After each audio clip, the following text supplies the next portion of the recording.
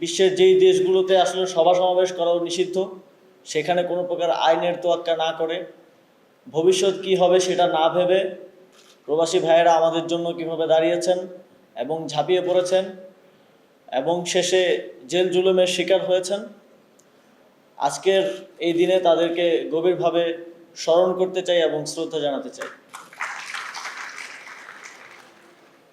আমরা যখন বাংলাদেশে যখন আন্দোলন চলে, আপনারা দেখেছেন যে যারাই আন্দোলন করতে এগিয়ে আসছিল তাদেরকেই দমন করা হচ্ছিল। প্রথমে পাবলিক বিশ্ববিদ্যালয়, পরবর্তীতে প্রাইভেট বিশ্ববিদ্যালয়ের উপরে দমন পীড়ন চালানো হয়েছিল। যেই সময় আমরা আর কেউ মাঠে নামার মতো পরিস্থিতি ছিল না, 20 তারিখের পর এবং বাংলাদেশে ইন্টারনেট বন্ধ করে দিয়ে নারকীয় হত্যাযজ্ঞ চালানো হচ্ছিল, তখন আমাদের প্রবাসী ভাইয়েরাই আন্তর্জাতিক সম্প্রদায়কে বাংলাদেশের পরিস্থিতি সম্পর্কে জানিয়েছেন, প্রতিবাদ করেছেন এবং পুরো বিশ্বে ভয়েস রেজ করেছেন, যার ফলে এই আন্দোলন সেই সময় টিকে ছিল এবং পরবর্তীতে এক দফায় রূপান্তরের ক্ষেত্রে একটা বড় অবদান আমাদের প্রবাসী ভাইদের রয়েছে। আমি যখন সরকারি কাজে দেশের বাইরে গিয়েছি, সেখানকার আন্দোলনকারী এবং আন্দোলনে যারা সমন্বয় করেছেন তাদের থেকে তাদের অভিজ্ঞতা শুনছিলাম। শুধু যে আমরা এখানে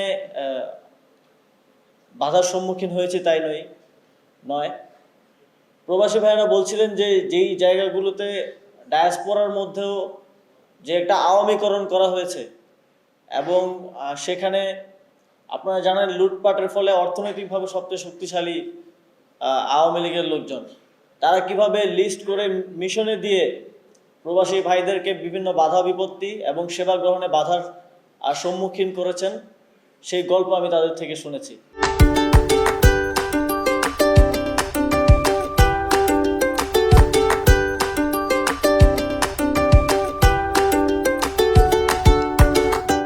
আপনারা জানেন আন্দোলনের সময় একটা ক্যাম্পেইন হয়েছিল রিভার্স ব্রেন ড্রেন নিয়ে।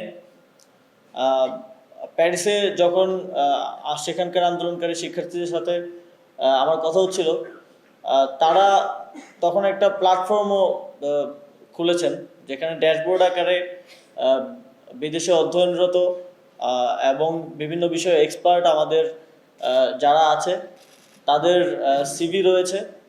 তো আমরা এটাকে রাষ্ট্রীয়ভাবে পৃষ্ঠপোষকতা করতে চাই। যুব ক্রীড়া মন্ত্রণালয়ে আমরা একটা এমপ্লয়মেন্ট প্ল্যাটফর্ম করছি, একটা ইন্টিগ্রেটেড প্ল্যাটফর্ম।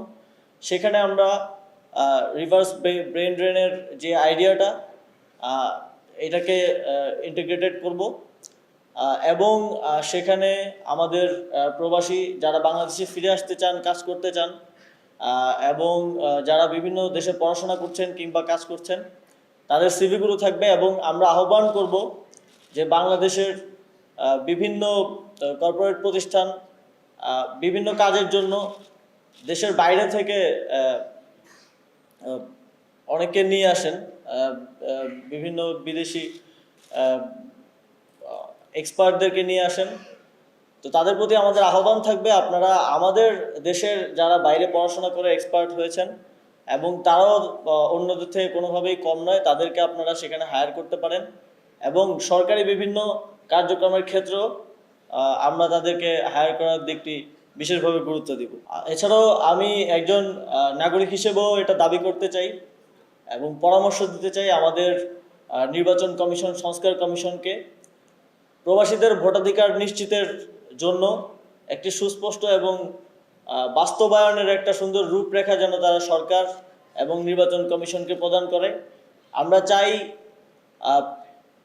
যারা দেশের অর্থনীতিতে এত গুরুত্বপূর্ণ অবদান রাখছেন, পরিবার পরিজন থেকে দূরে থেকে দেশের জন্য কাজ করে যাচ্ছেন, অক্লান্ত পরিশ্রম করে যাচ্ছেন, তারা যেন দেশ গঠনে, সরকার গঠনে সবচেয়ে গুরুত্বপূর্ণ মতামত দেওয়ার যে অধিকার, ভোটাধিকার, সেটা পান এবং সেটা নিশ্চিত করার জন্য সরকার সর্বোচ্চ চেষ্টা করবে এবং সেই আহ্বানটা আমার থাকবে আমাদের নির্বাচন কমিশন, সংস্কার কমিশনের থেকে।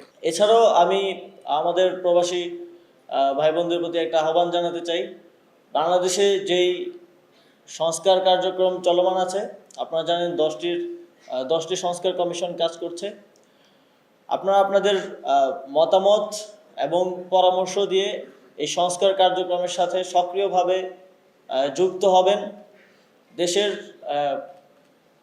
একটা গুরুত্বপূর্ণ অংশের প্রতিনিধি হিসেবে সংস্কার কমিশনগুলোকে আপনাদের যে সংস্কার ভাবনা, যেভাবে আপনারা বাংলাদেশকে দেখতে চান, সেই পরামর্শগুলো দিবেন, যাতে করে সেখানে যে সংস্কার কার্যক্রম চলমান আছে সেখানে আপনাদের চিন্তার এবং সংস্কার ভাবনার একটা প্রতিফলন ঘটে।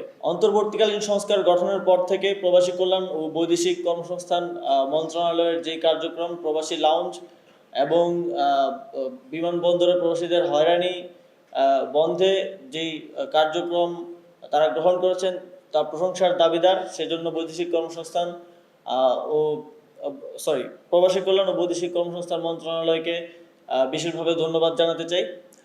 এবং একই সাথে আরেকটা দাবি রাখতে চাই, আমাদের মিশনগুলোতে প্রবাসীরা যখন বিভিন্ন সেবা নিতে যান, পাসপোর্ট সেবা সহ বিভিন্ন সেবা, আমি যতবারই কথা বলার সুযোগ হয়েছে আমি তাদের থেকে অভিযোগ পেয়েছি যে সেখানে দীর্ঘসূত্রিতা হয় এবং অনেক ক্ষেত্রে হয়রানির মতো ঘটনা ঘটে।